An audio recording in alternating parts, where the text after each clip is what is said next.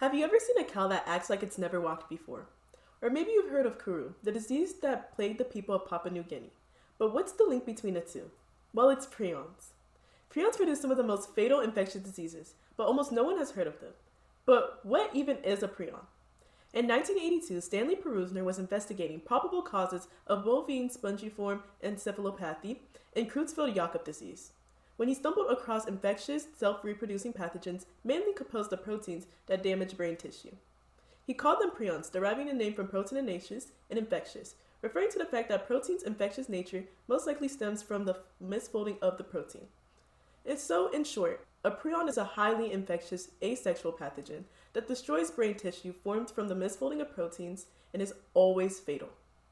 The major prion protein, PRPC, is regularly found within the body of both healthy humans and animal cells and cell membranes and is vital in cellular adhesion and intracellular signaling. It's when proteins change shape and functions that prions start to form. The infectious form of the protein, PRPSC, has fibers that allow for free proteins to join and grow the fiber.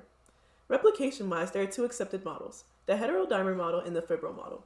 In a heterodimer model, PRPSC binds to PRPC and catalyzes it into another PRPSC. In the fibril model, the fibrils of PRPSC does the catalyzation with the theory that PRPSC only exists as fibrils.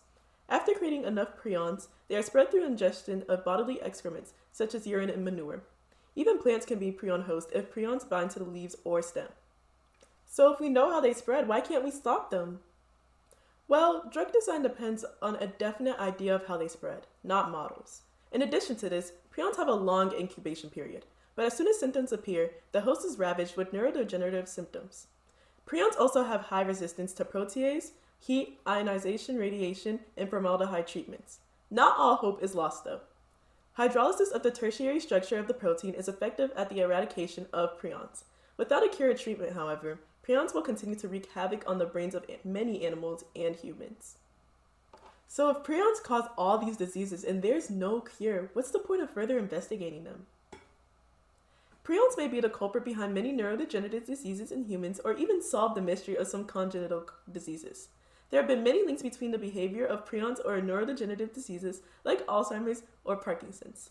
Some of the RNA binding proteins in these diseases have been classified as pathogenic, similar to prion behavior. In terms of congenital diseases, the misfolding of proteins may even cause the onset of these diseases, in which case researchers and doctors can work together to figure out how to prevent the misfolding in the first place. Despite how little we know about prions, as long as we stay diligent, informed, and aware, we can push forward and make new improvements in this field, changing the lives of millions of people and animals alike.